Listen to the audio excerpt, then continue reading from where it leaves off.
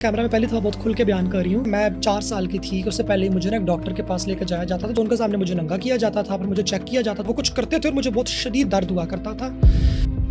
यूं करो तो इस तरीके से जिस्म से कुछ निकलता है एटसेट्रा, और मैं ही होती थी कि ये क्या, ये होता है, ऐसे होता है। मेरे साथ तो ऐसा कुछ भी नहीं होता।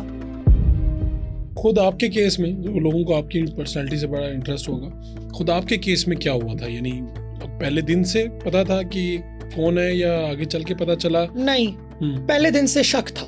शक था? हाँ जी, क्योंकि मेरी वालदा के अल्ट्रासाउंड की रिपोर्ट में उनको डॉक्टर ने कहा था 8th मंथ पे। अनफॉर्चुनेटली मुझे आपको बहुत अफसोस के साथ बताना पड़ा है कि ये लड़का नहीं है। अच्छा। और और अम्मी वेंट इनटू पैनिक। एक्चुअली मेरी 1 मंथ प्रीमेच्योर बर्थ है। मैं 8वें महीने में पैदा हुई थी। यानी पैनिक क्यों जब हो गई तो इस वजह से? जाहिर है, आप एक खातून को ये बता रहे हैं कि मसला लग रहा है आपके बच्चे के अंदर कोई, तो लेकिन जब बर्थ मेरी हुई तो डॉक्टर ने देखा, उसने बोला नहीं मुझे तो ठीक लग रहा है, मुझे लग रहा है ठीक है, लड़का ही है, बाकी बाद में देखेंगे कि जिंदगी आगे किस तरीके से चलती है। तो इसने कि उसको समझ नहीं आई या उसने जरा हौसला रखने के लिए शायद? उसको मेरा केस जरा सा डिफरेंट था ना, क्योंकि मेरी एम्बिगुअस जेनिटेलिया नहीं थे। मेरे जेनिटेलिया में एम्बिगुइटी बहुत ज्यादा नहीं थी, पैदाइश के वक्त पे एटलीस्ट नहीं थी, क्योंकि पैदाइश के वक्त पे तो लिटरली अभी बच्चा पैदा हुआ है और 1 महीना प्रीमेच्योर पैदा हुआ, तो डॉक्टर ने बोलने के जी अभी तो बच्चा कच्चा है थोड़ा सा, अभी तो बच्चा आगे चलेंगे, उसको माँ का दूध पिलाएंगे आप 1-2 साल, खुराक शुराक खिलाएंगे, बड़ा होगा, जिस्म कद निकालेगा, वजन उस पे आएगा थोड़ा बहुत, फिर पता चलेगा कि हालात इस किस्म के हैं इसके। मुझे ये याद पड़ता है कि मैं 4 साल की थी, उससे पहले ही मुझे ना एक डॉक्टर के पास लेकर जाया जाता था, जो कि अभी तक हयात है। अच्छा, अभी तक हयात है मेरे चाइल्ड स्पेशलिस्ट। और वो इस तरह मेरी वालदा और मेरी वालिद साहब साथ नहीं होते थे, वो काम पे होते थे क्योंकि, और मेरी बड़ी हमशीरा जाया करती थी साथ, क्योंकि वो डॉक्टर मेडिकल स्टूडेंट थी उस टाइम पे, तो उनके साथ हम जाया करते थे। वो जाती थी और मैं बहुत चीखा मार मार कर रोया करती थी कि मुझे थोड़ी बहुत मेमोरी याद है। एक तो मुझे नंगा करते थे, सबसे पहला काम ना, और बच्चों का भी एक होता है, जरा सा पर्दा होता है, बिल्कुल होता है। मैं रोती बच्चों थी से तो आप थोड़ा सा इधर करें तो बच्चे, हाँ, क्योंकि मैं बहना होने की मेरी कंफर्ट लेवल सिर्फ अम्मी के साथ थी, अब्बू के साथ भी नहीं थी। अम्मी, क्योंकि अम्मी है, अम्मी के साथ सब कुछ होता है, अम्मी प्यार करने वाली होती हैं, क्योंकि अम्मी बाथरूम में धो भी देती हैं आपको, अम्मी आपको नहलाती भी हैं, तो अम्मी ने जो कुछ करना है अम्मी करे, अम्मी के अलावा मुझे किसी ने नंगा नहीं करना, तो उनके सामने मुझे नंगा किया जाता था, फिर मुझे चेक किया जाता था और मुझे बहुत दर्द होता था। मुझे अभी तक याद है, वो कुछ करते थे और मुझे बहुत शदीद दर्द हुआ करता था। फिर मेरे जरा होश आने स्टार्ट हुए, 5 साल की हुई, 6 साल की हुई, तो मुझे पता चला कि मेरा पेट दबाते हैं बहुत जोर से। उसकी वजह ये थी, और ये मैं शायद ख्याल से कैमरा में पहले था बहुत खुल के बयान कर रही हूँ, पहले मैंने सिर्फ एल्यूड किया हुआ इस वाली चीज का कि मेरी टेस्टिस फुली डिसेंडेड नहीं थी और वो पेट के अंदर ही थी और उनका रास्ता बंद था।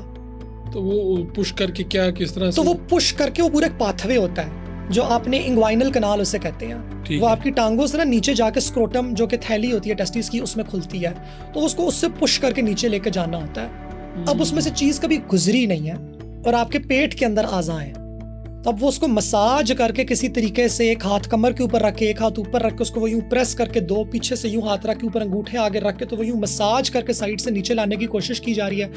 आगे से रास्ता बंद है, तो मेरी चीखें निकल जाया करती थी और मैं हर महीने रोती थी कि ये मेरे साथ अब होगा, मुझे लेकर जाएंगे, मुझे पता है अब इस तरीके से। और मुझे पता भी नहीं है, मुझे नहीं पता कि ये हो क्या रहा है, मुझे बस इतना पता है कि मुझे बहुत दर्द हो रहा है और मैं नंगी हूँ। तो मैंने बहुत रोना। अब डॉक्टर भी जाहिर, उस जमाने के डॉक्टर तो भी तंग आ जाते थे, वो भी मुझे डांटते पीटते थे कि चुप हो जाओ, खैर है, कुछ नहीं हो रहा। अब अम्मी बेचारी भी परेशान साथ में इस तरह। तो फिर इवेंचुअली जरा मेरे घर वालों को मुझ पर थोड़ा सा तरस आ गया और उन्होंने बोला कि बस अब जो होगा देखा जाएगा आगे करके, इस तरीके से अमल नहीं करना, ये घर में ही कर ले, ये घर में ही कर ले। तो अम्मी अबू खुद ही मुझे बैठा के इस तरह प्यार प्यूर करके, तो एक हाथ में चॉकलेट पकड़ा के, एक हाथ में चॉकबार पकड़ा के, उस जमाने में आपको याद है मैजिक पॉप से हुआ करते थे, वो मुंह में डालने तो वो पटाखे की तरह टॉफियां फटती थी, बड़ी महंगी होती थी। हम लोग को बहुत अमीर खानदान से मेरा ताल्लुक नहीं है, मुझे भी तक याद है वो 8 रुपए का पैकेट आता था, तो वो आपको दिया जाता था। ये उस जमाने की बात है बिल्कुल, जब 4 रुपए की पेप्सी की बोतल होती थी, तब वो 12 रुपए की मेरे लिए टॉफियों का पैकेट आता था कि तुम इसमें तुम है जरूर, जरा हमें जरा तुम ये वाली कार्रवाई तुम्हारे साथ करने दो। तो वो कार्रवाई मेरे साथ बेसिकली हुआ करती थी। मेरी सूरत हाल कुछ इस किस्म की है, और बलूगत के बाद भी यही हुआ कि मेरी हार्मोन्स रिलीज ही नहीं हुए अनफॉर्चुनेटली। बाकी सबकी आवाज़ भी मोटी हो गई, मैं बॉयज़ कॉलेज में पढ़ती थी, बाकी सबके चेहरों पे दाने भी निकल आए, मेरा वो वाला सीन भी नहीं हुआ। यानी अभी सारा कुछ आपको बॉयज़ वाला हो रहा है, लड़कों वाले कपड़े, लड़कों वाला नाम, लड़कों वाले बाल काटे हुए हैं। तो बलूगत के टाइम पे बहुत प्रॉब्लम्स हुए, बिकॉज सारे लड़के आपस में बातें कर रहे थे कि जी ये होता है, वो होता है, यूं करो तो इस तरीके से जिस्म से कुछ निकलता है एटसेट्रा, और मैं ही होती थी कि ये क्या, ये होता है, ऐसे होता है, मेरे साथ तो ऐसा कुछ भी नहीं होता। मैं क्या हूँ, मैं एबनॉर्मल हूँ, मेरे साथ कोई ख़राबी है, मेरे साथ किसी किस्म का कोई मसला है। फिर लाइक बहुत थी, गालियाँ बहुत सुनती थी। मेरे ख्याल से पाकिस्तान का हर बच्चा 5 अल्फाज सीखता है ना, मामा, बाबा, दूधू, खाना पीना, राइट जी। मेरे ख्याल से मैंने 6ठा लफ्ज़ खुसरा सीखा था, क्योंकि मैं बचपन से लफ्ज़ सुन रही थी। मुझे लफ्ज़ का मतलब भी नहीं पता था कि होता क्या, लेकिन मैं बचपन से सुन रही हूँ। अम्मी अबू कमरे से निकल के गए तो पीछे से किसी ने बोला कि नहीं खुसरा है उधर। अच्छा। और खुशी में, और फिर दूसरा इंसान कहता है, तो मैं ही होती थी कि ये क्या होता है। अब फिर मैं मेडिकल कॉलेज में गई, मेरा मेडिकल कॉलेज में दाखिला हुआ, which brings me to my third type, ठीक है, ऑफ द ख्वाजा सरा। एक पैदाइश वाला हो गया, एक बलूगत वाला हो गया। एक का पैदाइश पे फ़र्क पता चल गया, फॉल्ट पता चल गया। एक का बलूगत के टाइम पे फॉल्ट पता चला। अब उधर मेरा 3rd ईयर MBBS स्टार्ट हो गया। बाकी सारे लड़कियां, दाढ़ी मूंछी हैं उनकी, लड़कों की गर्लफ्रेंड्स भी बन रही हैं, लड़कियों के बॉयफ्रेंड्स भी बन रहे हैं। मेरे बारे में ज़रा से मजाक हैं, सब आपस में सवाल पूछ रहे हैं क्या ये गे है। उनको इन बातों की समझ नहीं आती, तो वो साथ में ये भी कह रहे हैं कि नहीं ना, ये लड़की की तरह होने की एक्टिंग करता है ताकि इसकी लड़कियों से दोस्ती हो सके। वो कोई और केस समझ रहे हैं। अब मुझे अपनी खुद समझ है नहीं, और मेरे बारे में ये सारा कि फिर मैं इतनी इस्तराब का शिकार होगी ना कि मैं घर में सुइसाइडल हो गई। मैंने एक दिन अपने अम्मी अब्बू के सामने बैठी कि मुझे मेडिकल भी नहीं अच्छा लग रहा, मुझे कॉलेज भी नहीं अच्छा लग रहा, और मैं खुद को मार दूंगी, या मैं दुआएं कर रही हूँ। और मैं वाकई में दुआएं करती थी खुदा से, कि अल्लाह मियां बस हो गई यार। अच्छा, आपने बकायदा अपने घर वालों को यानी कह भी दिया कि मैं इस तरह का काम कर दूंगी? हाँ, मैंने कह दिया। उनको पता भी था, वो इंतजार में भी थे कि क्या होगा। वो तो उम्मीद में थे कि कुछ मौजज़ा होगा, कुछ सब कुछ खुद ही ठीक हो जाएगा किसी तरीके से। तो मैंने बोला कि ये मुझे ठीक नहीं चल रहा। तो अबू अच्छे हैं, अम्मी भी अच्छी हैं। उन्होंने मुझे भी बोला कि तुम्हें ना हम किसी साइकेट्रिस्ट को दिखाते हैं। साइकोलॉजिस्ट के पास में गई, और वो बड़ी ट्रेडिशनल ओल्ड स्कूल साइकोलॉजिस्ट थी। उन्होंने ना मुझे बिठा के 3 दिन मेरे टेस्ट लिए इस्लामाबाद में। मैं गई, अपनी खाला के पास रुकी, उनके पास गई। एक दिन 2 घंटे के टेस्ट हुए, दूसरे दिन 1 घंटे का टेस्ट हुआ, तीसरे दिन 1 घंटे के टेस्ट हुए। फिर उन्होंने मुझे 1 हफ्ता वेट करवाया। फिर उन्होंने बोला 1 हफ्ते बाद तुम दोबारा होगी। मैं गई और उन्होंने मेरी सारी रिपोर्टें सामने निकाली, और उन्होंने मुझे बोला कि मैंने तुम्हारी सारी रिपोर्टें देखी हैं। एक तो मुझे लग रहा है कि तुम्हें डिप्रेशन तो है ही है। डिप्रेशन का इसको खफगान की बीमारी कहते हैं, ठीक है, कि ये तुम्हें बीमारी के तौर पे है। दूसरा, क्या तुम्हें पता है कि तुम्हारा कोई जेंडर का कोई सीन है? और मैं यूं हुई थोड़ी कि जेंडर का सीन क्या मतलब है आपका? तो कहती हैं कि तुम लड़का हो, लड़की हो, और जिस्म की बात मत करो, मुझे अंदर से जवाब दो, तुम क्या हो? और मैं यूं बैठी हुई थी उनके आगे चुप। मेरे पास कोई जवाब ही नहीं था, राइट से मेरे पास जवाब ही नहीं था। मैं तुमसे दोबारा पूछती हूँ तुमसे कि मुझसे डरो मत। बड़ा बुनियादी सवाल है, what do you feel like? Are you a man और are you a woman? And I had no answer. I just kept sitting there. मुझसे कभी किसी ने सवाल पूछा ही नहीं था, ये मुझसे पहली दफा पूछा गया था, इज्जत के साथ, तमीज के साथ, कि मैं फर्म करके पूछ रही हूँ, दिल से बताओ, रूह की तरफ झांको, अपने अंदर जाओ। हिप्नोसिस की उन्होंने थोड़ी सी मेरी, मुझे एक मेडिटेटिव स्टेट के अंदर लेके गए, और वहां पे मुझे नहीं पता मैंने क्या बोला, और कुछ जवाब मिले। और जब मैं जागी तो उन्होंने मुझे बोला कि तुम्हारा मेरी जान जेंडर का काफी एक संजीदा इशू है तुम्हारा, और ये तुम्हारे हर मसले की जड़ है, ये तुम्हारे हर मसले को अफेक्ट कर रहा है, तो क्या करना चाहती हो तुम? एंड तब आई सेड कि मैंने कहा देखे, नाम मेरा ये है, मैं मेडिकल कॉलेज में पढ़ती हूँ और मैं पार्ट टाइम जॉब करती हूँ। ऐसा करें मैडम, मुझे लड़का बना दे। कहती क्या मतलब है तुम्हारा? मैंने कहा कि मैं सीरियसली आपको कह रही हूँ, मुझे लड़का बनाए, कि इसमें आसानी है, कि मैं अगर लड़की हुई तो वो तो मैं खैर हो भी नहीं सकती, दुनिया के लिए तो मैं लड़का ही हूँ, क्योंकि तो मुझे लड़का बनाए आप किसी तरीके से। तो उसने बोला चलो, ये तुम्हारी कॉन्सेंट है इस चीज़ की, तुम इजाज़त देती हो? मैंने कहा जी मैं इजाज़त देती हूँ। तो उसने बोला चलो ठीक है, मैं तुम्हारी एंडोक्रिनोलॉजिस्ट से मुलाकात कराती हूँ। उन्होंने एंडोक्रिनोलॉजिस्ट के पास मुझे भेज दिया, और मेरी थेरेपी की गई, इसको कहा जाता है मैस्कुलिनाइजिंग थेरेपी। अच्छा। और उसमें मुझे ना टेस्टोस्टेरोन का टीका लगता था, ये जो बॉडी बिल्डर नहीं लगाते टेस्टोस्टेरोन का, ये मुझे टीका लगता था हर 2 हफ्ते के बाद। बड़ा दर्द होता है, बड़ा गाढ़ा किस्म का टीका होता है, और हर 2 हफ्ते के बाद मुझे टीका लगता था। और टीका जब मुझे लगा तो उसके 1.5 महीने के बाद, के 2 महीने के बाद मेरी पहली दफ़ा दाढ़ी मूंछी आई, प्रॉपर वाली। पहले भी ब्लेड उल्टे मारती थी, तो वो जो हल्की फुल्की जो लड़कों लड़कियों सब की होती है, बलूगत वाली हल्की फुल्की सी, वो तो थी। तो मेरी दाढ़ी आई, जरा दाढ़ी मूंछे मेरी आई, मेरी आवाज़ क्रैक हुई, पहली दफ़ा मेरी आवाज़ क्रैक हुई। वरना मेरी आवाज़ का मजाक उड़ाया जाता था, और मैं आवाज़ अपनी से ज़बरदस्ती मोटी करके बात किया करती, मैं अभी भी कर सकती हूँ, वो मेरी बाकायदा ट्रेनिंग हुई है बाकायदा वो करने की, क्योंकि। और दाढ़ी मूंछे आई, जरा मेरे मुंह पे दाने निकले, मेरी कमर पे दाने निकले, बहुत ढेर सारे, इतने निकले कि मैं डर गई। मैंने कहा मुझे चिकन पॉक्स हो गया कहीं। तो मैं अपने डर्माटोलॉजिस्ट के पास गई, सर के पास। मैंने कहा सर देखिए, मेरी कमर पूरी दानों से भर गई है, ये मेरे साथ जिंदगी में कभी नहीं हुआ, मेरे साथ क्या हो रहा है? मुझे बलूगत हुई नहीं थी, मुझे पता ही नहीं था कि ये क्या होता है। तो उन्होंने मुझे देखे, तो उन्होंने मेरे दाने देख के मुझे बोला कि तुम बॉडी बिल्डिंग करते हो?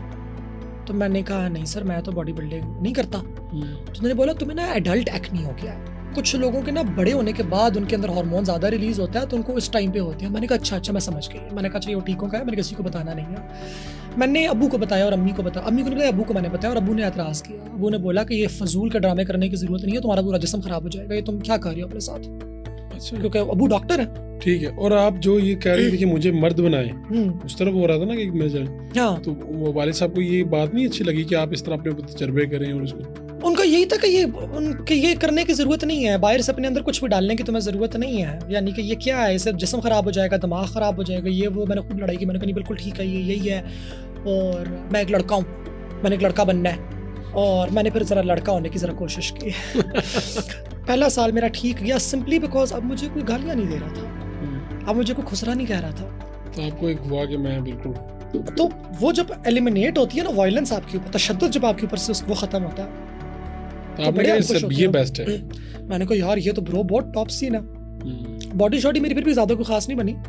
छाती पे बाल आ गए, तो मुंह पे बाल आ गए, मुंह पे अच्छे खासे बाल आ गए, अच्छे खासे तो खैर नहीं मगर आ गए, जितने आने चाहिए उतने आ गए। शेव होती थी, प्रॉपर होती थी, जिलेट ब्लू 3 से होती थी। ये वाला सीन हो गया। 2 साल मुझे पूरे टीके लगे पहले साल के आखिर में ना। लेकिन ये बहुत से बॉडी बिल्डर शायद इस बात से रिलेट कर सकें क्योंकि वो भी टेस्टोस्टेरोन का टीका लगाते हैं ना। वो टीका दिमाग में जाके वजता है बकायदा, यानी कि डज करके ना मेरी पर्सनालिटी में चेंजेस आना स्टार्ट हो गई।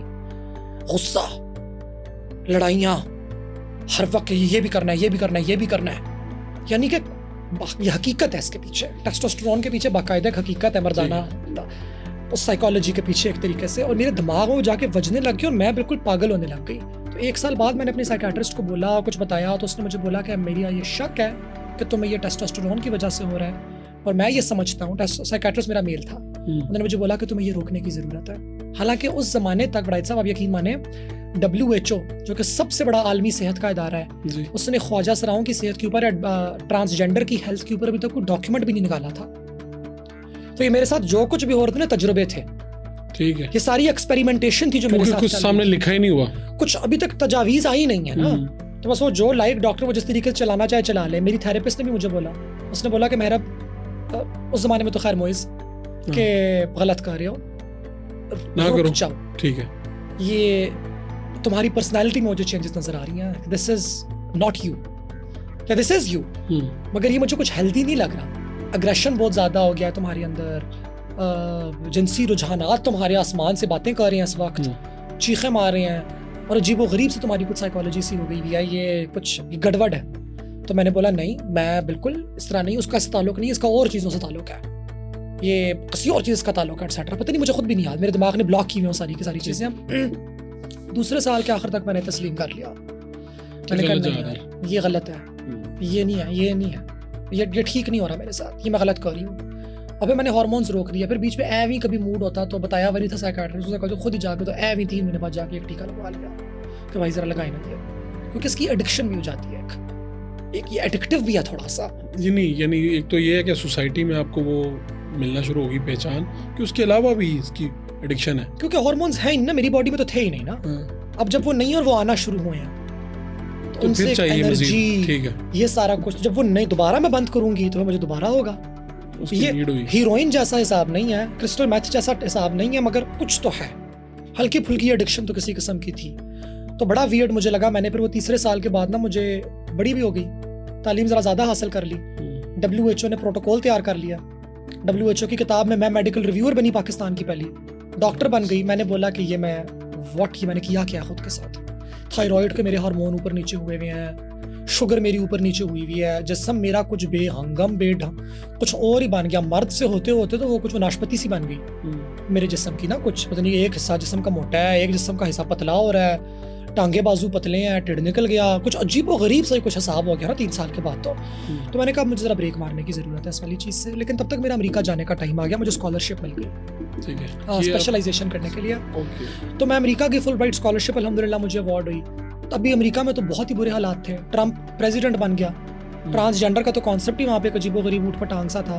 ख्वाजा सराओं से मेरी सलाम दुआ अच्छी खासी होगी पाकिस्तान में, मैंने काफ़ी काम करना कम्युनिटी के साथ करना शुरू कर दिया, अपनी हल्की फुल्की मुझे समझ आ गई कि इधर ही हूँ ज़्यादा। और इसकी अनाउंसमेंट वगैरह को बाकायदा की? इसकी अनाउंसमेंट मैंने की 2021 में। कैसे? अब उसका बैकग्राउंड कुछ इस किस्म का है कि मैं अमेरिका में ही थी और मैंने शुगल मेले में आई कुछ वीडियोस बनाई अपने दोस्तों के लिए और अपने पेज पे लगाई, जिसमें मैं शुमाइला भट्टी बनी हुई थी फिल्टर एक ऑन करके। एवी फनी मुझे पाकिस्तान याद आ रहा था, बहुत याद आ रहा था अमेरिका जाके मुझे पाकिस्तान, तो मैंने एवी चीज़ें लेने के लिए वीडियोस बनानी शुरू कर दी कि जी आज मैं बाहर गई तो इधर मुझे कोई मुड़ के भी नहीं देखता। लाहौर में मजोर टाउन में मेरी अकेडमी हुआ करती थी, बाहर लड़कों की लड़ाइयाँ हो जाया करती थी, कितने लड़के अकेडमी सिर्फ मेरी वजह से निकाले गए हैं, इतने मैंने कोई मुड़ के भी नहीं देखता। तो I miss my Punjabi boys. ये वीडियो इस तरह का शुगल हमने एवी अपना जी लगाया, तो वीडियोज़ मेरी वायरल हो गई और सब ने कहना शुरू कर दिया कि जी वो वाह एक लड़का है जो बड़ी बेहतरीन लड़की वाली वीडियोस बनाते हैं और ऐसी वीडियोस बनाते हैं कि लड़कियां कह रही हैं कि यार ये बातें तो बिल्कुल हमारे अंदर की बातें हैं, इसको कैसे पता है। अब उनको पता नहीं है, उसको इसलिए पता है क्योंकि वो खुद ख्वाजा सर है। सब हो चुका है।